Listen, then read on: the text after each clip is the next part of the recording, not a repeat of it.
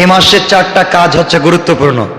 এর মধ্যে 2টা কাজ, যে 2টা কাজ দিয়ে আল্লাহকে সন্তুষ্ট করা যায়, আর 2টা কাজ আপনাকে করাই লাগবে, না করার সুযোগ নেই।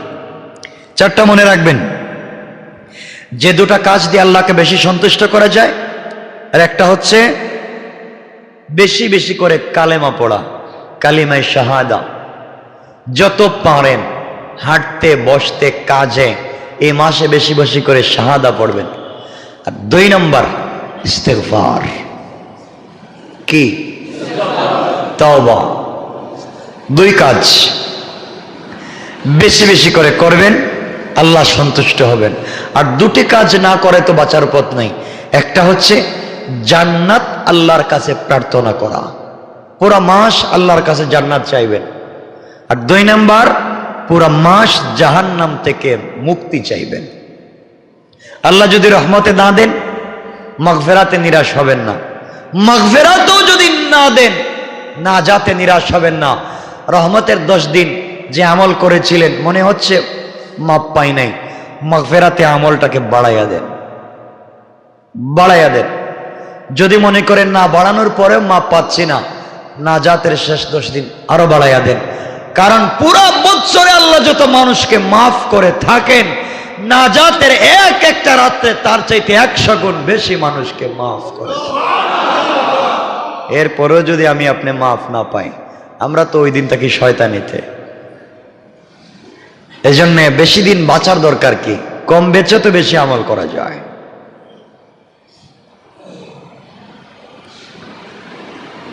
রাসূল পাক সাল্লাল্লাহু আলাইহি ওয়াসাল্লাম বাইহাকির এক হাদিসে বলছেন, এই হাদিসে কেউ যদি রোজাদারকে 1 গ্লাস পানি পান করায় ইফতারের সময়, আল্লাহ তাকে কিয়ামতের দিন হাউজে কাউসারের পানি পান করাবেন। 1 গ্লাস পানি।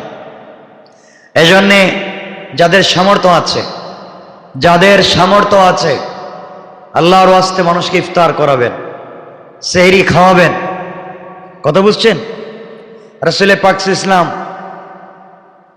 আরেকটা হাদিসে বলছেন, তাবরানীর, কেউ যদি মনে করে যে আমার সম্পদে গরিবের হক আছে, এটা মনে করে যদি কেউ যাকাত রমজানের খাবার কাউকে দিয়ে দেয়, আল্লাহ পাক রব্বুল ইজ্জত ওয়াল জালাল হাদিসে কুদসিতে বলেছেন যে মনে করবে তার সম্পদে গরিবের হক আছে, এই মনে করে হকটা দেয়া কাউকে রোজা এবং ইফতারের সুযোগ করে দিল, আল্লাহ রাব্বুল ইজ্জত ওয়াল জালাল বলেন কিয়ামতের দিনে আরশে আজিমের ছায়া ছাড়া যখন ছায়া থাকবে না, হাউজে কাউসারের পানি ছাড়া যখন পানি থাকবে না, ওই দিন আমি আল্লাহ তাকে আরশে আজিমের ছায়ায় জায়গা দিয়ে হাউজে কাউসারের পানি পান করাইয়া বিনা হিসাবে আমি আল্লাহর দায়িত্বে জান্নাতের ফয়সালা করে দেব।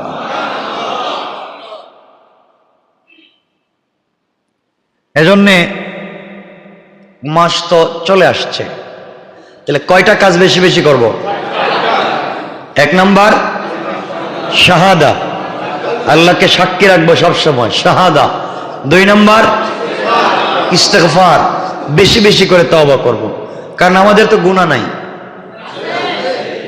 আছে কিছু কিছু, খুব বেশি, অনেক বেশি। আমরা সব সময় গুনাহ করি, সব সময় গুনাহ করি। কখন যে আমাদের ঈমান চলে যায় তাও আমরা বলতে পারি না। এজন্য 1 নাম্বার শাহাদা পাঠ, 2 নাম্বার ইস্তেগফার, 3 নাম্বার জান্নাত চাওয়া, আর 4 নাম্বার জাহান্নাম থেকে মুক্তি চাওয়া। এই মাসে বেশি বেশি করে আমরা প্রতিযোগিতা করব আমলের। কিসের? করিনি, আমরা দুনিয়ার সম্পদ নিয়ে প্রতিযোগিতা করি। আল্লাহ বলছেন আল্লাহকুমুত তাকাসুর হাত্তা যুরতুমুল মাকাবির, তোমরা দুনিয়ার সম্পদ নিয়ে এত প্রতিযোগিতা করে এমনকি কবর পর্যন্ত যাও, কবরে যাওয়ার দিন পর্যন্ত দুনিয়া নিয়ে প্রতিযোগিতা। ঠিক না? কে নিয়া? দুনিয়ার সম্পদ নিয়া, দুনিয়ার সম্মান নিয়া, দুনিয়ার ইজ্জত নিয়া। কত লোক মারা যায়, কত এমপি মন্ত্রী মারা যায়, হাজার হাজার কোটি টাকা পাবলিক পায়, হাজার হাজার পাবলিককে রাস্তায় বসাইয়া জায়গা জমি নিজের নামে রেজিস্ট্রি কইরা নেয়, এমন লোকও বাংলাদেশে আছে, মরে গেছে।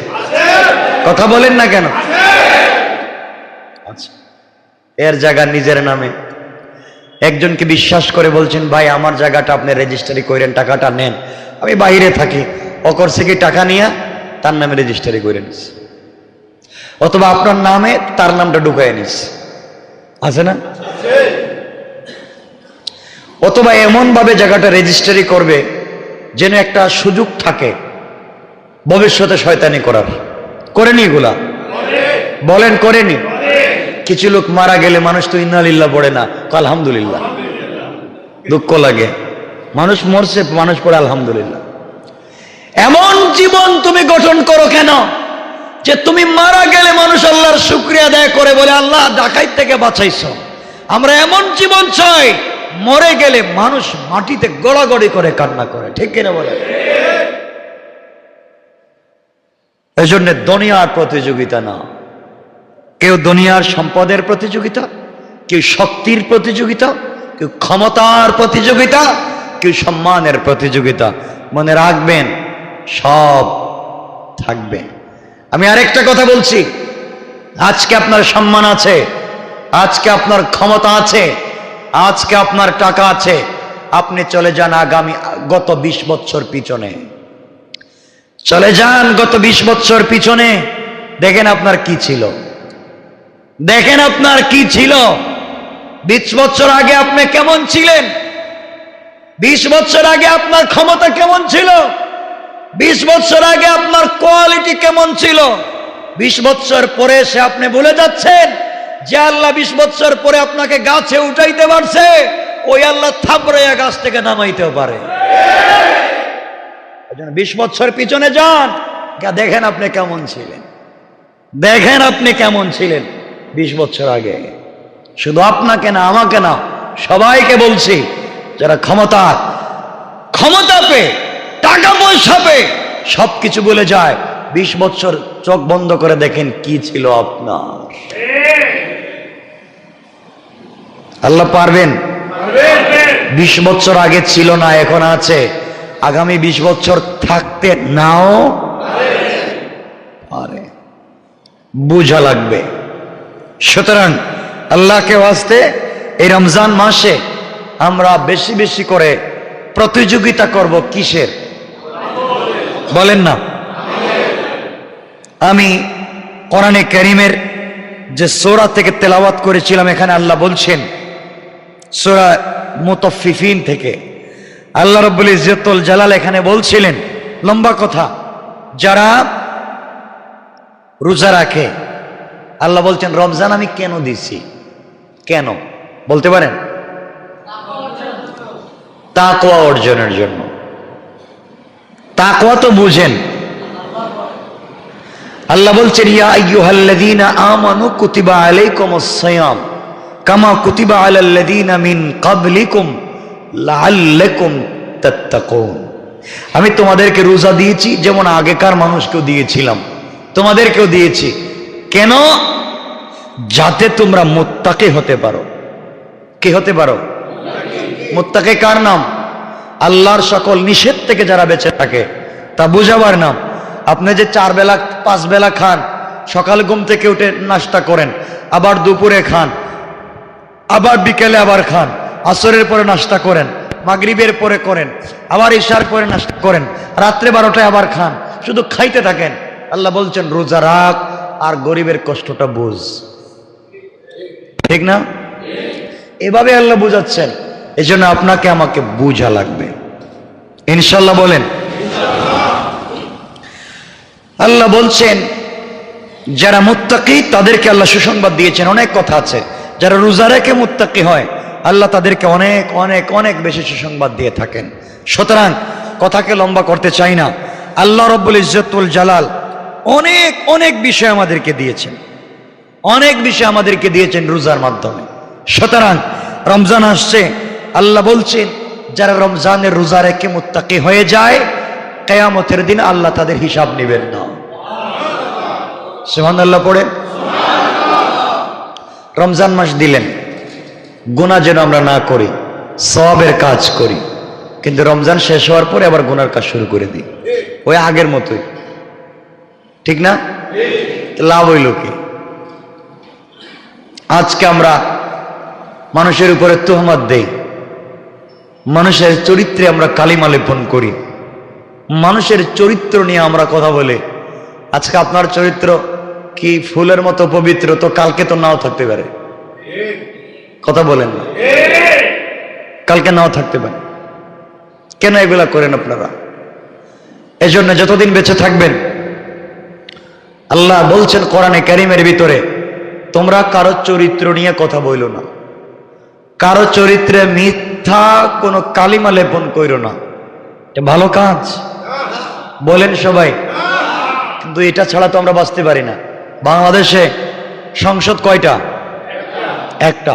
কিন্তু বাংলাদেশের যত চার দোকান আছে সবগুলা মিনি পার্লামেন্ট, ছোট ছোট পার্লামেন্ট।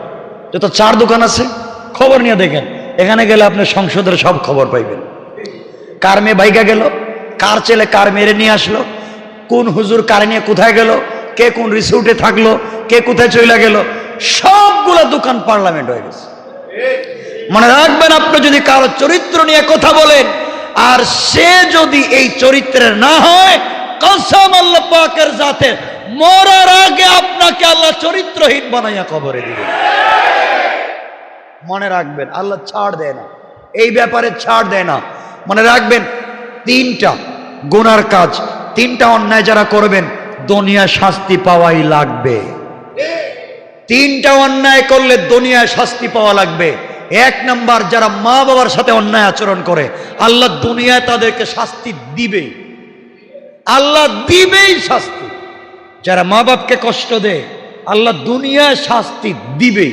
আল্লাহ বলছেন, আমার জাতের কসম, আমার জাতের কসম, আমি শাস্তি দিব যারা মা বাবার সঙ্গে অন্যায় আচরণ করে। দুই নাম্বার, যারা কারো চরিত্র নিয়ে মিথ্যা কথা বলে, আমি আল্লাহ দুনিয়ায় তাকে বেইজ্জত করে চরিত্রহীন করে ছেড়ে দিব।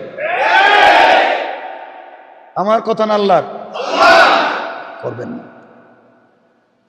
বাঁচার একটাই পথ, ফামান যুহজিহা আনিন নার ওয়া উদখিলাল জান্নাত ফাকাদ ফাজ। আপনি ক্ষমতা পেয়েছেন, সফল কামনা। আপনার টাকা আছে, আপনি সফল কামনা।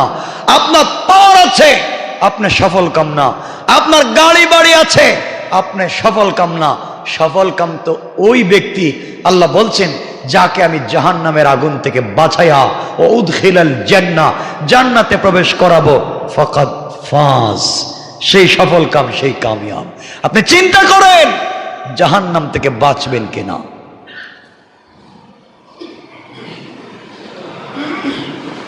আজকে জনগণ রিক্সা চালায়, ভ্যান চালায়, সিএনজি চালায়, তারও সম্পদের হিসাব আমরা নেই। এই হিসাব দাও, কয় টাকা ইনকাম করো, বাড়ি কোথায়, ভাড়া কয় রুম, 3 রুম না 4 রুমের ভাড়া, টাকা পাইলা কই? ওই বেচারার ঘরে টাকা নাই, পয়সা নাই, ভ্যান চালায়, তার হিসাব নিচ্ছেন। বাংলাদেশের বড় বড় আমলাদের হিসাব নেন, কোটি কোটি টাকা ঘরের বস্তায় পাবেন।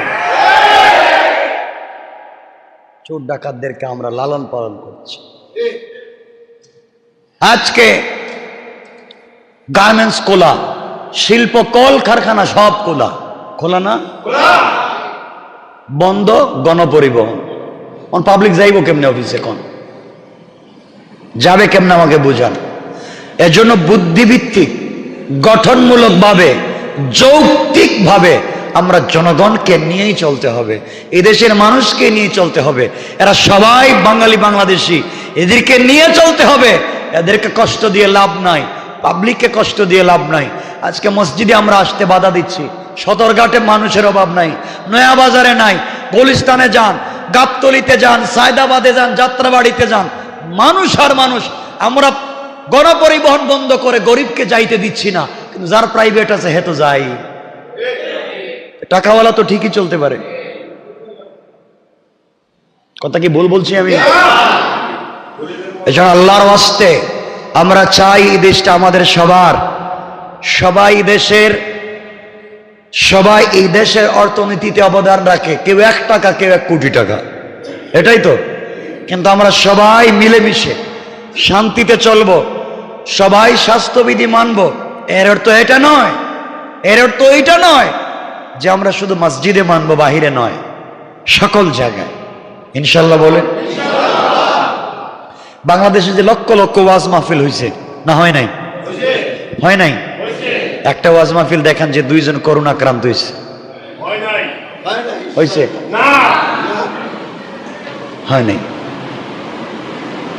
মসজিদে জুমা এসে পুরা মসজিদের মুসল্লি করোনা আক্রান্ত হয়ে গেছে। কিন্তু কেন এখানে আসতেছে যারা সবাই পবিত্র, হাত পা ভালো করে ধুয়ে অজু করে আসছে, নাহলে তো নামাজই হবে না। যারা জুমাবারে মসজিদে আসে এরা কি সব ছেঁড়া কাপড় পরে আসে? ময়লা কাপড়? জুমাবারে সব থেকে ভালো কাপড়টাই পরে, সব থেকে ভালো পরিষ্কার থেকে। যে বেচারা যারে মায়ের আপনি গোসল করাইতে পারবেন না, কিছু লোক আছে ওরে মারলে গোসল করবে না, কিন্তু জুমাবারে গোসল করে। পুরা সপ্তাহ না করলেও জুমাবারে করে না? নাই এমন লোক? কেন এগুলা করেন? কিসের? কেন করেন? কেন আপনি এত অন্ধ? ইসলামকে নিয়ে আপনি অন্ধ। আপনি কত রাকাত নামাজ পড়ছেন? আপনি জাহান্নামে যাবেন। আপনি তাহাজ্জুদের নামাজ পড়েন, আপনি রোজা রাখেন, কিসের নামাজ আর রোজা? আপনার সবকিছু জাহান্নামে নিয়ে যাবে যদি আপনার ঈমান, আমল আর চরিত্র ঠিক না থাকে। এই জন্য আমাকে আগে চরিত্র ঠিক করা লাগবে। কি করা লাগবে? আমরা গীবত করব না। আমাকে কথা দেন, আমরা গীবত চুগল করি, কারো চরিত্র নিয়ে মিথ্যা কথা বলবো না। কারো চরিত্র নিয়ে যদি আপনি কথা বলেন, আপনার বোন আছে, আপনার মেয়ে আছে, আপনার স্ত্রী আছে, আপনার মা আছে, আল্লাহ চাইলে আপনাকে বেইজ্জত করতে পারে না? পারে না? চরিত্র বিশাল এক জিনিস। না জেনে না বুঝে আমরা কারো বিরুদ্ধে লাগবো না। আল্লাহ আমাদেরকে হেফাজত করুন। কারণ বাংলাদেশে যদি জনগণকে সচেতন করে, কোটি কোটি টাকা তো বিভিন্ন মন্ত্রণালয় থেকে আসে জনগণকে সচেতন করার। কয়জন জনগণকে সচেতন করে? আমরা ফ্রি, টাকা ছাড়া সরকারের বিভিন্ন কথা কাগজে লেখা দেয়, আমরাই মুসল্লিদেরকে সচেতন করি, আমরাই করি। আমরা বলি মদ খাওয়া যাবে না, আমরা বলি ফেন্সিডিল খাওয়া যাবে না, আমরা বলি আবার ব্যবসা করা যাবে না, আমরা বলি মা বাবার সঙ্গে ভালো ব্যবহার করো, আমরাই নারী নির্যাতনের বিরুদ্ধে কথা বলি, আমরাই জনগণকে সচেতন করে, আমরাই সার্বভৌমের জন্য মানুষকে রাষ্ট্রের প্রতি অনুগত বানাই। ঠিক কিনা বলেন? আমরা করি। আমরা বুকে হাত দিয়ে বলতে পারি, বিনা খরচে, কারো টাকা খায়া নয়। কাগজ একটা ধরাইয়া দেন প্রতিদিন, আমরা তো এটা বলি, কারণ এই কাগজের সাথে তো টাকা দেওয়া হয় না। মন্ত্রণালয় থেকে জনগণকে সচেতন করার 1000 কোটি টাকার প্রণোদনা করা হয়। আরে গরু ছাগল কেমনে লালন পালন করবে? এই জন্য আমেরিকায় গিয়ে, ব্রিটেনে গিয়ে হাজার হাজার কোটি টাকা খরচ করা হয়। খিচুড়ি কেমনে বানাবে? এই জন্য অস্ট্রেলিয়ায় গিয়ে কোটি টাকা খরচ করা হয়। আর জনগণকে সচেতন করি আমরা, ফ্রি সার্ভিস দিই। বোঝা লাগবে আমাদেরকে। শুধুমাত্র আবেগ নিয়ে ভুল পথে চলবেন না। আমি যদি ফতোয়া দেই, আমি পৃথিবীর কেউ নাই ফতোয়া কাটতে যে মসজিদের মাইকে আজান ছাড়া আর কোন ঘোষণা চলবে না। কে আছে? একজন আলেম বাহির করেন, গোটা দুনিয়ায় একজন দাঁড়িয়ে বলবে মসজিদের মাইকে অন্য কোন সামাজিক কোন কাজের এলান দিতে পারবেন? বলি না কেন? সামাজিক শিষ্টাচারের উল্টো যায়, কিন্তু আমরা জানতেছি ইসলামের বিরুদ্ধে চলতেছে। মসজিদের মাইক যিনি দিয়েছেন, মসজিদে ওয়াকফ করে বলেন আজান হবে। ফতোয়ার কিতাব খোলেন, বলে দেখেন মসজিদের মাইক আর কোনো এলান চলেনি। কিন্তু আজকে গোটা বাংলাদেশ না, যত সমস্যা সব মসজিদের মাইক এলান। কথা বলেন না কেন? কেন? এলানের জন্য কি টাকা দিছে কেউ? এই ফতোয়াগুলো আমাকে নয়, আমাকে না। আবারও বলছি, হাজার হাজার মুসল্লিকে সাক্ষী রেখে বলছি, আমাকে নয়, পৃথিবীর যে কোনো একজন আলেমকে ফতোয়া জিজ্ঞাসা করে। যদি মসজিদের মাইক দিয়ে অন্য কোনো এলান দিতে হয়, আপনাকে কাগজে লিখে দিতে হবে যে মসজিদের মাইক আমি আল্লাহর ওয়াস্তে মসজিদে দিচ্ছি, আজানের পাশাপাশি সামাজিক অমুক অমুক অমুক অমুক কাজের এলান দেওয়ার অনুমতি দেওয়া গেল। এইভাবে যদি কেউ দেয়, কাজ ঠিক আছে, নাইলে ঠিক নাই। এগুলাকে আমরা বলতেছি কেন? এটা হচ্ছে গালাত মাশহুর, প্রসিদ্ধ একটা ভুল কাজ সমাজে পরিচালিত। যেমন আপনারা পড়েন নামাজের মধ্যে বিল কুফারি মুলহিক, ভিতরে পড়েন না, পড়েন না, লাস্টের শব্দটা কি? বিল কুফারি মুলহিক।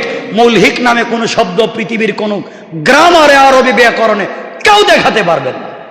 মুলহিক কোন শব্দ নাই, কিন্তু মুলহিক পড়া হয়। শব্দটা ছিল বিল কুফারি মুলহাক, শব্দটা হচ্ছে বিল কুফারি মুলহাক, পড়া হয় মুলহিক। কিন্তু আমরা মুলহাক বলেও মুলহাকের অর্থ নিচ্ছি, এটা গালাত মাশহুর।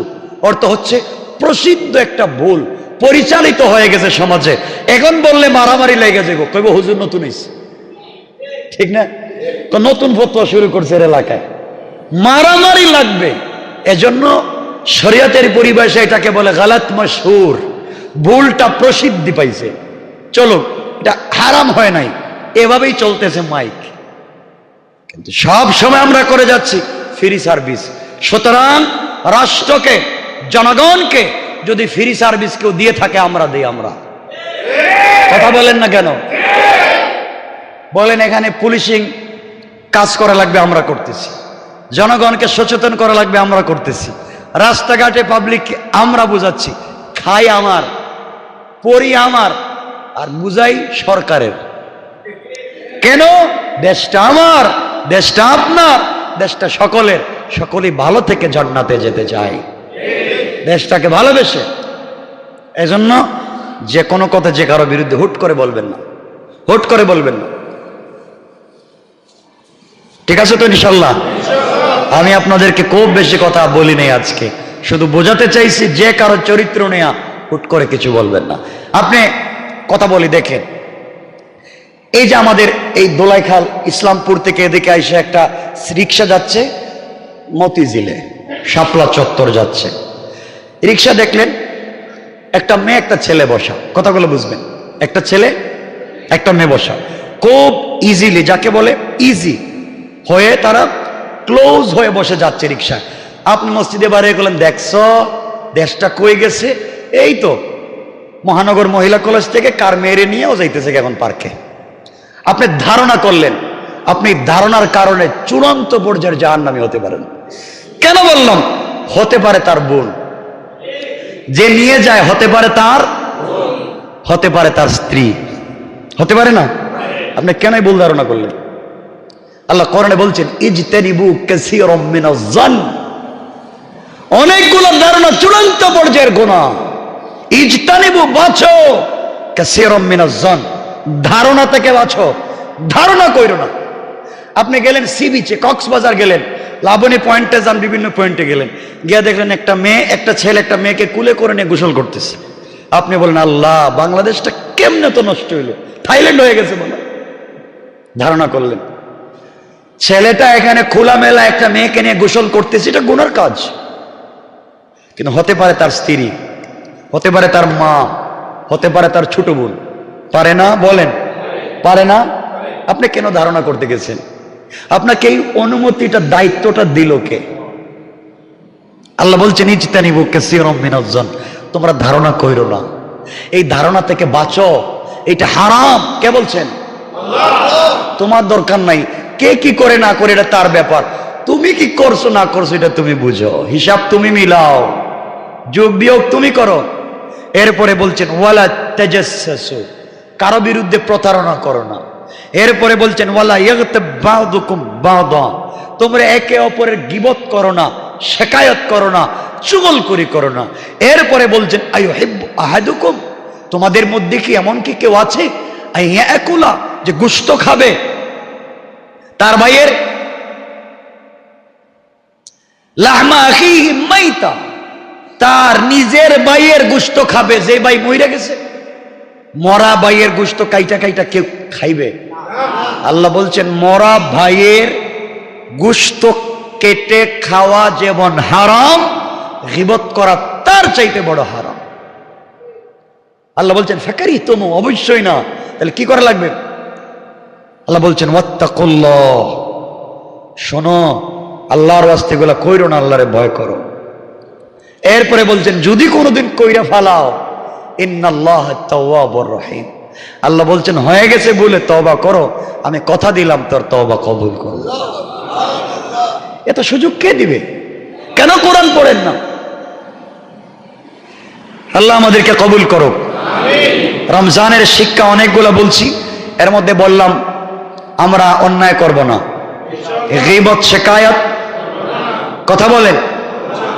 একটা মাসআলা এখানে বলে দিই, আমার কাছে এই যে কয়েকজন প্রশ্ন করে রাখছে আজকে। মাসআলা হচ্ছে নারীরা রমজান মাসে রোজা রাখবে, তাইলে ওনাদের তো 4, 5টা 7টা রোজা রাখতে না পারে না ঋতুস্রাবের কারণে। এখন যদি কেউ কেউ বলতেছেন যে উনি যদি রমজানের পরে রোজা রাখবেন তা পারেন না। এখন যদি কেউ ঔষধ ইউজ করে ট্যাবলেট খেয়ে ঋতুস্রাব বন্ধ করে কেউ রোজা রাখে, রোজা হবে কিনা? ঔষধ সেবনের মাধ্যমে ঋতুস্রাব বন্ধ করা যায়? যায় যায়। এখন যদি কোনো মহিলা ঔষধ সেবন করে ঋতুস্রাব বন্ধ করে পূর্ণাঙ্গ 30টা রোজা অথবা 29টা জয়টা হবে পূর্ণাঙ্গ 1 মাস রোজা রাখে, এর মাধ্যমে তার রোজার ফরজ আদায় হয়ে যাবে, রোজার ফরজ আদায় হয়ে যাবে। কিন্তু আল্লাহ যেই বিধান দিয়েছেন এই বিধানকে আপনি বন্ধ করলেন, এজন্য আপনি গুনাহগার।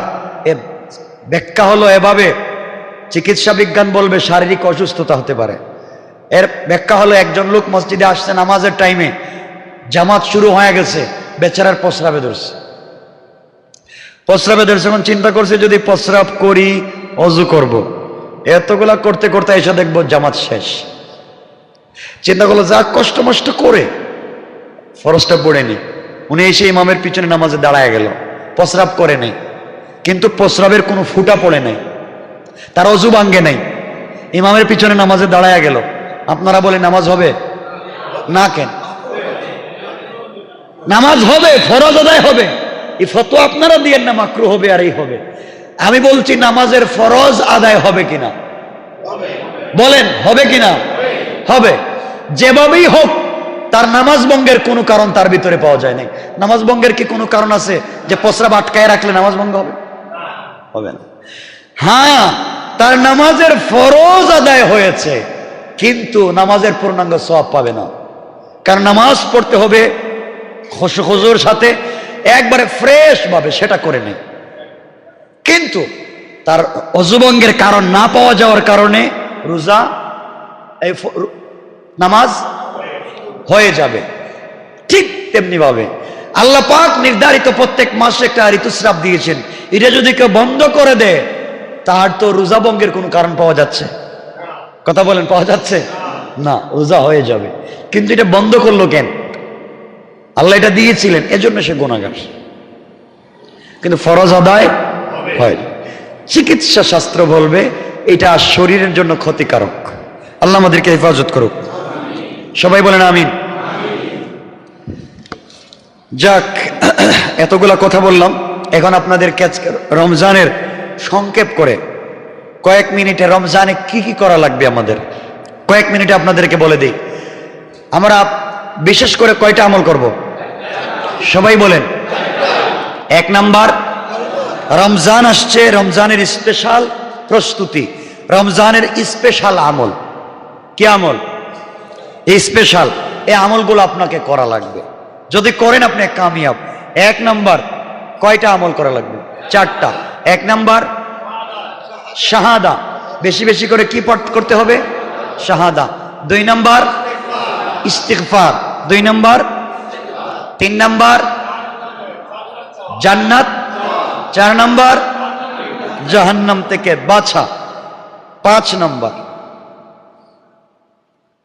রমজান শুরু হবে যখন চাঁদ দেখতে আপনারা বের হবেন, স্পেশাল আমল। রোজা রেখে যে সওয়াব পান, আপনারা রমজানের চাঁদ দেখতে বের হবেন। বের হবেন তো?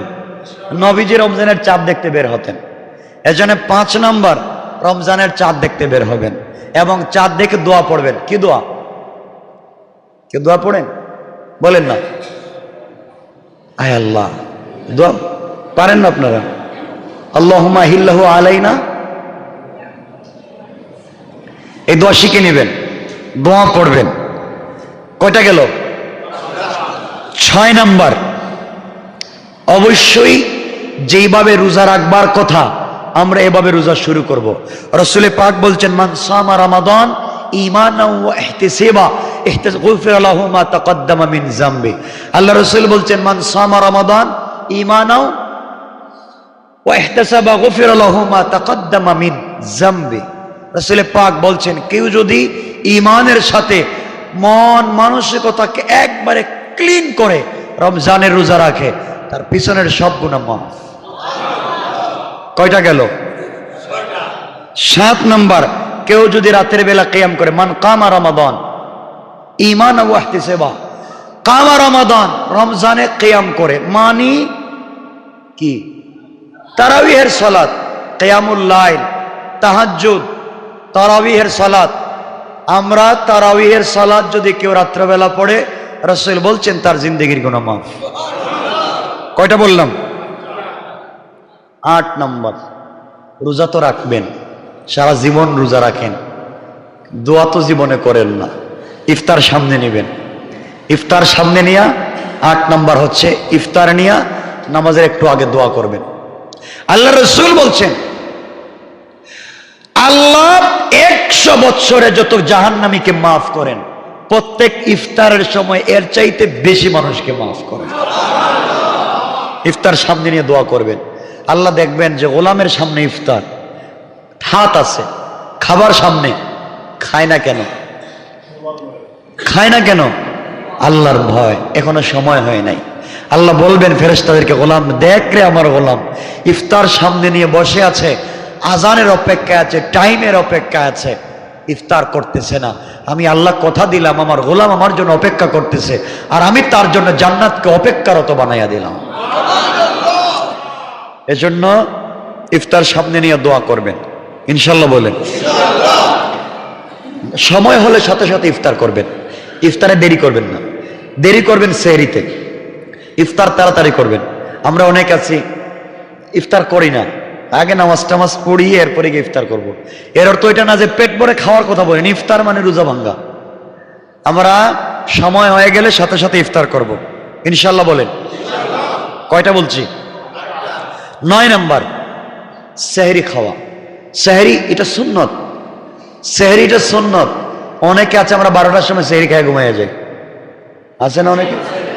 1টার সময় সেহরি খায় ঘুমাইয়া যায়। তোমার রোজা রাখতে কইছে কে? বলেন না। আল্লাহ রাসূল বলছেন সেহরি খাও দেরিতে, সময়ের আজানের 10-15 মিনিট আগে, মানে সুবহে সাদিকের টাইমে তোমরা সেহরি খাও। যত দেরিতে খাবা তত বরকত। সুবহানাল্লাহ বলেন। এর জন্য আমরা সেহরি খাবো দেরিতে, ইফতার খাবো, ঠিক আছে তো? তা আমার বানানো কথা, হাদিসের কথা। কয়টা বললাম? 9টা। 10 নম্বর হলো, আমরা যারা রোজা রাখবো, আল্লাহর ওয়াস্তে 2 হাত জোড় করে বলছি, রোজা রাইখা একটা মিথ্যা কথা বললেন না। রোজা রাইখা মিথ্যা কথা বললেন না। যেন রোজার স্পেশাল আমল, 1 ফুটা আমলের দরকার নেই, কিন্তু মিথ্যা কথা কইেন না। মিথ্যা কথা না বললে আপনি সওয়াব পাবেন, কিন্তু যদি আপনি রোজা রাইখা নামাজ পড়ে মিথ্যা কথা বলেন, নামাজও বরবাদ, রোজাও বরবাদ। এজন্য আমরা কি করব? মিথ্যা বলবো না। আচ্ছা, এর কয় নাম্বার বলছি? 11 নম্বর হলো ঝগড়া বিবাদ করবো না রোজা রাইখা। তো রোজা মাসেই তো সব থেকে ঝগড়া বেশি হয়, বেশি হয় না? মারামারি বেশি। কেউ যদি আপনার সাথে ঝগড়া লাগাতে আসে, বলবেন আমি রোজাদার, ইন্নী সাইম, আমি রোজাদার, আমার সাথে ঝগড়া বিবাদ করা যাবে না। কয়টাই বললাম? 12 নম্বর হচ্ছে, আপনি যদি 1 গ্লাস পানি দিয়ে ইফতার করেন, অন্যজনকেও 1 গ্লাস পানি দিয়ে, অর্থাৎ অন্য মানুষকে ইফতার করানো। পারবো তো ইনশাল্লাহ? কয়টা বলছি? 13 নম্বর, আপনি যা দিয়া সেহরি খাবেন, অন্য কেউ তা দিয়া সেহরি ব্যবস্থা করবেন, ইনশাল্লাহ বলেন। আমরা চাইলে কি, আচ্ছা আমাদের ঘরে 10 জন 15 জন 20 জন লোক, আমরা 20 জনের খাবারের ব্যবস্থা করতে পারি, আমরা আর একজনের পারবো না? পারবো না? প্রতিদিন একজন নতুন একজনকে ইফতার করাবো, নতুন একজনকে সেহরি খাওয়াবো, বলেন না ইনশাল্লাহ? বলেন না ইনশাল্লাহ? না পারলে একটা কলা দিব, না পারলে 1 গ্লাস দুধ দিব, পারবো তো ভাই? কয়টা বলছি? 14 নম্বর, বেশি বেশি করে রমজানুল মুবারকে কোরআন শরীফের দার্সে বসবেন, কোরআন শিখবেন। কি শিখবেন? কোরআন।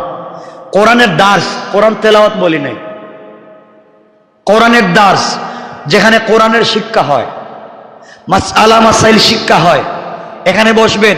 রসুলে পাক বলছেন, কোন গোলাম যদি রমজানুল মুবারকে কোরআনের দার্সে বসে, মানে কোরআনের ইলম শিক্ষা করার জন্য দুটা মাসআলা মাসাইল কারো কাছ থেকে জানে, আল্লাহ এর বিনিময়ে পুরা জিন্দেগির গুনাহকে মাফ করে জান্নাতের ফয়সালা দিবেন। ফয়সালা। কোরআনের দার্স বলছি, কোরআন তেলাওয়াত বলি নাই। কোরআন শিক্ষা। সারাদিন কোরআন তেলাওয়াত করলেন, বুঝলেন না। আমি কোরআন বুঝার কথা বলছি। কোরআনের দার্সে বসবেন, একটা মাসআলা জানবেন, একটা আয়াতের অর্থ জানবেন, ইনশাআল্লাহ। বলেন কয়টা বলছি? 14টা। 15 নম্বর হলো বেশি বেশি করে কোরআন তেলাওয়াত করবেন, কারণ এই মাসেই আল্লাহ নিজে কোরআন তেলাওয়াত করেছেন। এই মাসে জিবরাইল কোরআন তেলাওয়াত করেছেন, এবং পুরা 30 পারা কোরআন বিশ্বনবী আল্লাহ তেলাওয়াত করে জিবরাইলকে দিয়েছেন। জিবরাইল তেলাওয়াত করে বিশ্বনবীর কাছে 30 পারা কোরআন প্রত্যেক রমজানে নাজিল করতেন। সুবহানাল্লাহ। বলেন তেলাওয়াত করব ইনশাআল্লাহ। বলেন না। সাহাবায়ে, কথা তো লম্বা হয়ে যাচ্ছে, কষ্ট হচ্ছে আপনাদের? 1-2 মিনিট। সাহাবায়ে কেরাম রমজান মাসে কোরআন তিলাওয়াতের প্রতিযোগিতা করে কেউ 200 খতম, 300 খতম, 500 খতম, 1000 খতম কোরআন দিতেন। আর আমরা পুরা বছরে হিসাব করে দেখেন, এক পারাও হয় নাই, ঠিক না?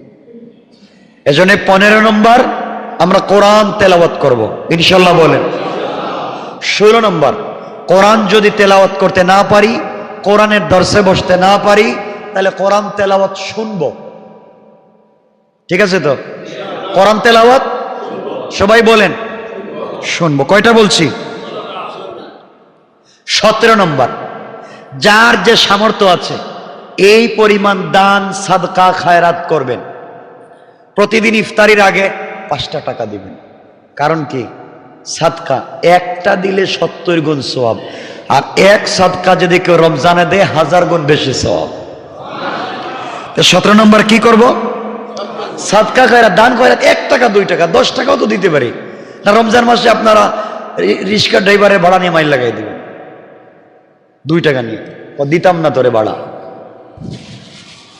18 নম্বর, বেশি বেশি করে মেসওয়াক করবেন। কি করবেন? বেশি বেশি। আপনাদেরকে তো বলা হয়, আমি গত বছরও বলেছি, মুখের নাকি দুর্গন্ধ হইলে আল্লাহর কাছে বেশি পছন্দ হয়। কেউ সুবহানাল্লাহ, কেউ নাউজুবিল্লাহ। না, আমি কোনটা ঘুমোতে? দুর্গন্ধ এটা আল্লাহর কাছে মেশকে আম্বরের মতো। এর অর্থ এজন্য আর দাঁত ব্রাশ করে না।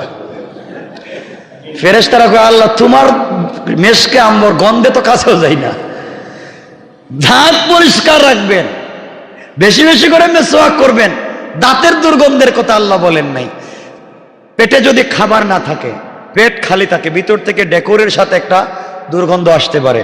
আল্লাহ বলছেন রোজা রাখবার কারণে পেটের ভিতর থেকে গলা দিয়া যেটা আসবে ওটা আমার কাছে মেশকে আম্বরের মতো।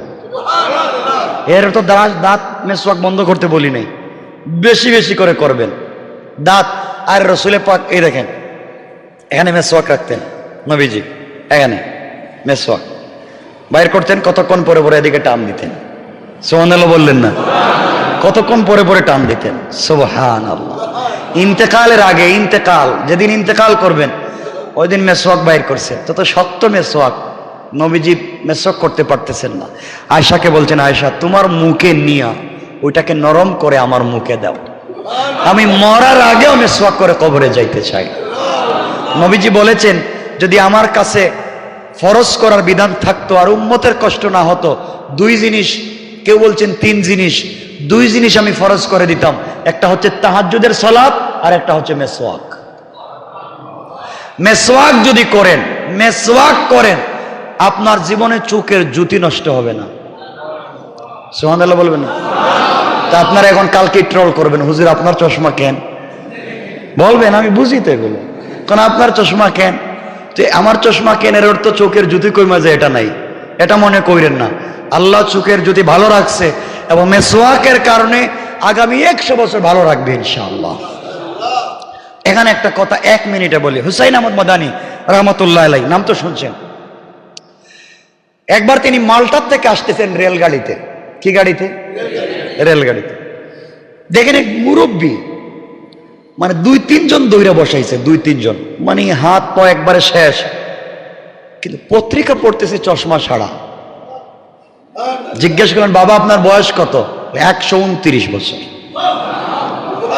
এই বয়সে আপনি চশমা ছাড়া পত্রিকা পড়তে পারেন? কেন পারবো না, আপনি মুসলিম না হিন্দু? হোসেন আহমদ মাদানী বলেন আমি মুসলিম। তিনি বলেন, বাবা আপনি মুসলিম না হিন্দু? বলে আমি হিন্দু। বলে তুমি মুসলিম আর আমারই জিজ্ঞাসা করতেছো আমি 129 বছরে চশমা ছাড়া কেমনে পড়ি? তোমাদের নবীকে মেসওয়াকের কথা বলে নাই? আমি আমার জীবনে এই মুহাম্মদের একটা জিনিস নেই মানছি, সেটা হচ্ছে মেসওয়াক। আর মেসওয়াকের প্রথম ফজিলত, চোখের জ্যোতি নষ্ট হয় না। মেসওয়াকের বরকতে আজ আমার চোখের আলো ঠিক আছে, আলহামদুলিল্লাহ বলেন। কয়টা বলছি? 19টা। কয়টা বলছি? 19টা।